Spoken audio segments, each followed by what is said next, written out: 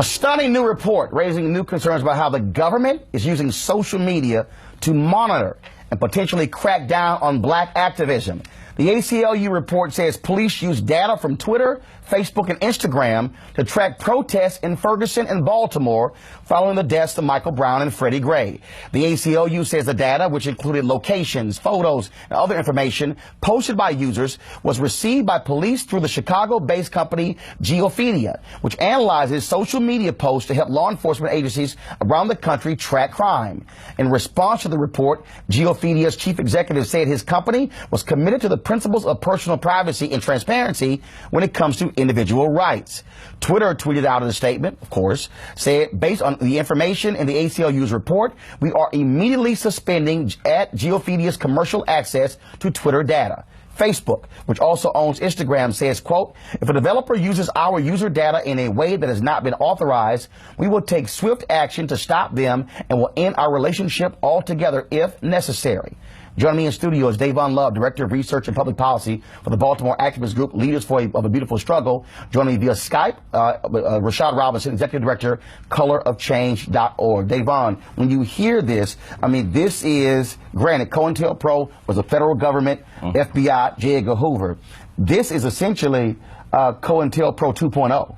Yeah, I mean, one of the things that's interesting about the story is that we actually recently had an issue in Baltimore where the Baltimore Communities Foundation accepted money from a Texas couple to do aerial surveillance on protesters in Baltimore.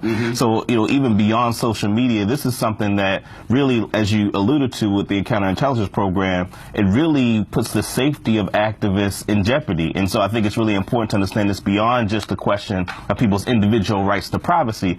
But in the context of COINTELPRO, we have people who, you know, if you're deemed by the state as wanting to transform the social order, you could be characterized as someone who is a threat, and therefore this surveillance technology can be used to really undermine our safety. So it's really important that we put it in that context. Rashad, I want to go to you. How critical is this? And of course, Color Change, you have stepped up and are trying to get people to understand how this is a major, major issue.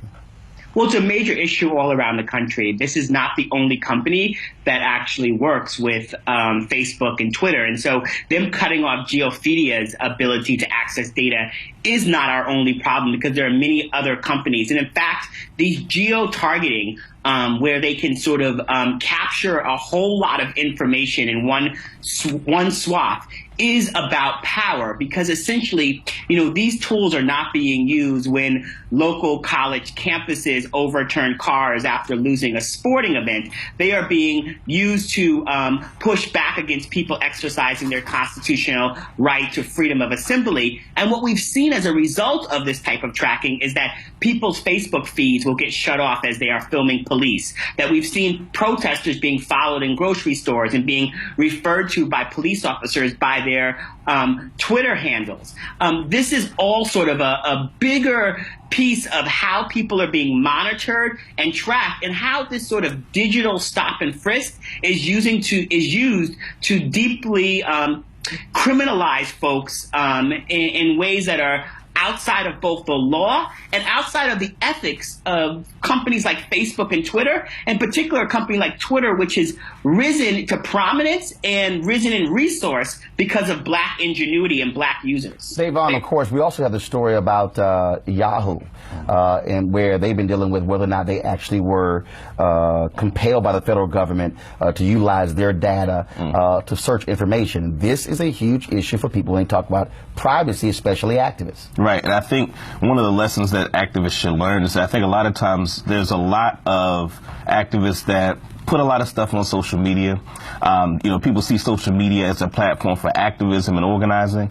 And I think this actually helps us to understand that we need to be more discreet about the actions that we take, understanding that there's a full range apparatus and opportunity for the federal government and local government even to engage in surveillance that, again, endangers the lives of people who are activists and organizers. I want to go to our panel here, Anjanou Ellis, Gemma Caldwell, Amber Phillips. I mean, when you see this report, I mean, this probably is going to give people a lot of pause, because literally we put so much information out in social media, and so to think that they actually have taken that and put that through this system where literally they are tracking movements, that's significant.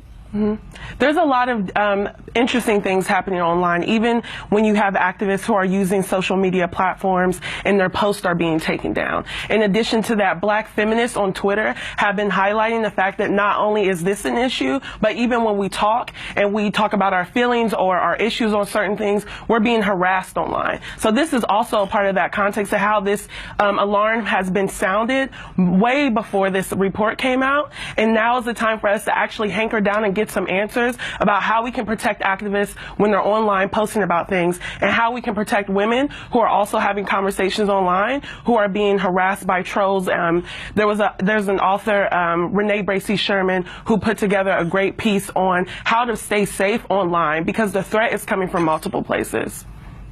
Yeah, I think that this has range to it, right? So you got activists who can be pretty much their lives can be jeopardized because you have police that could potentially harass them for just fighting for justice. So that's one area that's problematic, and it kind of reminds me of Rand Paul maybe a year ago when he was talking about how the federal government was collecting data on all of us. So to have that kind of information in the federal government hands or the police officers' hands, I think it's problematic on many levels because it literally endangers us and it takes away our rights as citizens, our privacy rights, among other things. Miss Aja Lubie from Mississippi, we know during the Civil Rights Movement, really, even through the 70s, the White Citizens Council, well, they had the private investigators that were tracking black civil rights leaders and others.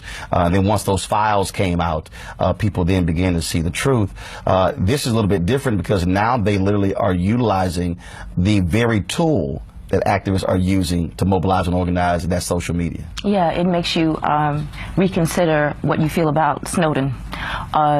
He is heroic in that sense because he exposed how the federal government tracks its citizens, people that they feel are threats. And I also think another piece of this is it's a way to characterize black activism as black terrorism. They would embed people in these movements, black people in these movements in Mississippi. So we have to be very vigilant about this because it sort of formulates a language about black activism. And so if you identify black activism as black terrorism, then we're a threat and then we have to be destroyed. Final comment, Rashad Robinson. Roland, I want to say a little bit about the path forward because we've been sort of in this work with the ACLU and others, meeting with Facebook and Twitter, holding them accountable publicly. People can visit colorofchange.org and the media justice work that we've been doing in this area. But it's not just Facebook and Twitter. It's also our cell phones. Stingrays are being used outside of the FCC guidelines in cities around this country to do the same type of geo-targeting